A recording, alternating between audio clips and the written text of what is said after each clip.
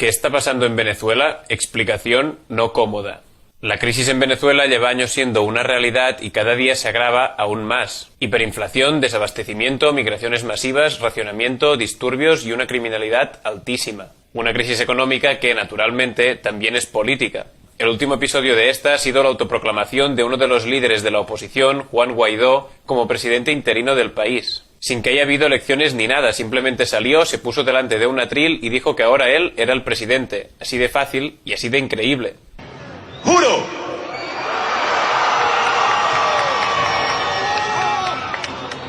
Asumir formalmente las competencias del Ejecutivo Nacional como el presidente encargado de Venezuela. Muchos venezolanos lo apoyan y jalean porque la crisis en Venezuela es realmente insostenible y la deriva autoritaria del presidente Nicolás Maduro realmente cruda. Y por eso Estados Unidos y un buen grupo de sus países aliados reconocieron inmediatamente a Guaidó como presidente. Un momento, ¿Estados Unidos reconoció a Guaidó como presidente por eso? ¿Porque aborrece los regímenes autoritarios, porque no tolera que se sufra pobreza y hambre y porque defiende los derechos humanos a capa y espada en todo el mundo? Tiene pinta de que no. Estados Unidos se lleva estupendamente con muchísimos regímenes autoritarios. Arabia Saudí, Bahrein, Qatar, Omán, Jordania, Emiratos Árabes Unidos, Egipto, Marruecos, Djibouti, Guinea Ecuatorial, Camerún, Ruanda, Azerbaiyán, Kazajstán, Afganistán, entre bastantes otros. En cuanto a la pobreza y el hambre, en estos momentos en Yemen se está sufriendo una brutalísima hambruna que ya ha sido definida como la hambruna más grave del mundo en los últimos 100 años. Una hambruna deliberadamente provocada por los ataques y el bloqueo aéreo, terrestre y marítimo de Arabia Saudí y la coalición militar que encabeza.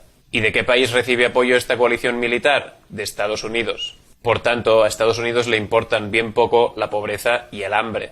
Respecto a los derechos humanos, muchos de estos países autoritarios amigos de Estados Unidos se los petan a diario, empezando por Arabia Saudí, que practica la pena de muerte, la tortura, descuartiza periodistas en embajadas y un largo etcétera. Vaya, que Estados Unidos no le hace feos a los gobiernos autoritarios y corruptos, no defiende los derechos humanos a capa y espada y no le preocupan especialmente la pobreza y el hambre. Entonces, ¿por qué están tan obsesionados con Venezuela? Esta declaración de John Bolton, consejero de Seguridad Nacional de Estados Unidos, es sorprendentemente honesta. Recordemos que Venezuela es el país del mundo con mayores reservas probadas de petróleo. Venezuela is one of the three countries I call the troika of tyranny. It'll make a big difference to the United States economically if we could have American oil companies really invest in and produce the oil capabilities in Venezuela. It'd be good for the people of Venezuela. It'd be good for the people of the United States. We both have a lot at stake here, making this come out the right way. Bolton reconoce que los intereses de las compañías petroleras estadounidenses sobre el petróleo venezolano son una parte importante en todo esto, pero hay más cosas. Para responderlo mejor, empezamos esta historia en 1908. Ese año el militar Juan Vicente Gómez ejecutó un golpe de Estado y tomó la presidencia de Venezuela. Ese golpe contó con el apoyo de Estados Unidos. Durante sus años de déspota y corrupto gobierno, siendo el mismo presidente o sirviéndose de presidentes títere, se concedieron jugosas concesiones a empresas petroleras extranjeras, entre ellas Standard Oil, de la familia Rockefeller, hoy ExxonMobil, y Shell. Así lo explica el análisis Petróleo y Pactos Políticos de la Universidad de Stanford. El nacimiento del Estado moderno de Venezuela durante el mandato de 27 años de Juan Vicente Gómez, de 1908 a 1935, coincidió con el descubrimiento y la explotación del petróleo por parte de compañías extranjeras.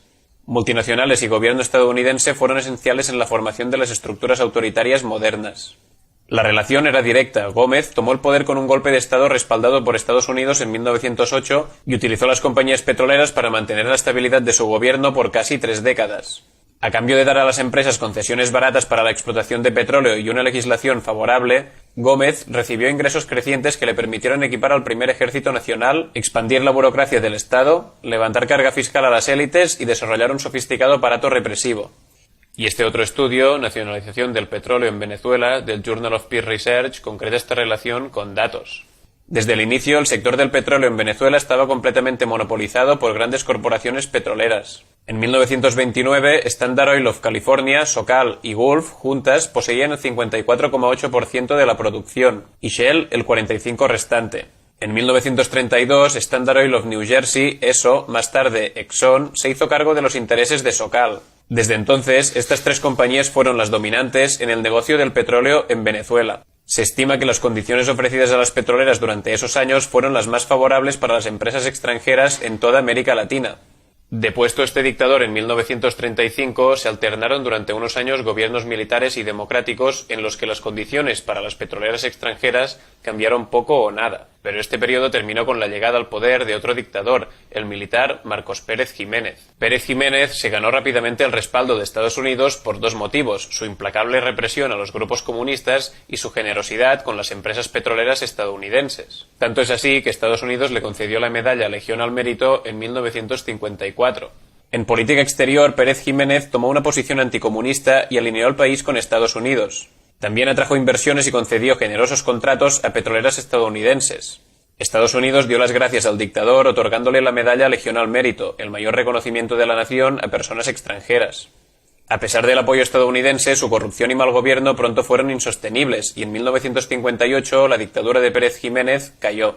Pero a ella le siguió algo no muy distinto, una democracia con un pacto de alternancia de gobierno llamado Pacto de Punto Fijo. Este pacto, negociado en Nueva York y firmado por los partidos de derechas venezolanos, estableció un reparto pacífico de poder entre los partidos de centro-derecha y derecha, COPEI, Acción Democrática y URD.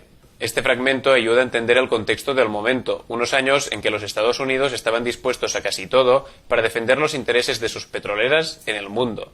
El miedo constante a una intervención del gobierno de Estados Unidos que apoyaba a sus petroleras contribuyó a una atmósfera de contención. En el contexto del reciente derrocamiento dirigido por Estados Unidos del gobierno reformista de Arbenz en la cercana Guatemala y del golpe en Irán promocionado por la CIA, otro país productor de petróleo que había cometido la temeridad de confrontarse con las empresas petroleras, la lección parecía obvia. Si era necesario, Estados Unidos protegería los intereses de sus compañías apartando los gobiernos ingobernables.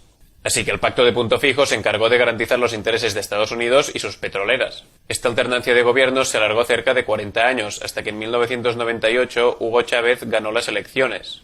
Y ahí es donde Estados Unidos se empieza a molestar. ¿Qué hizo Chávez para cabrear a Estados Unidos? Pues para empezar, nacionalizó el petróleo. De verdad. Paréntesis. Técnicamente el petróleo había sido nacionalizado en 1976. Digo técnicamente porque a la práctica la mayor parte de los beneficios siguió yéndose a Wall Street, gracias a unos opacos agreements, acuerdos. Los monopolios del petróleo tuvieron incluso mejores herramientas para controlar y sacar provecho de la actividad petrolera en Venezuela después de que ésta fuera oficialmente nacionalizada.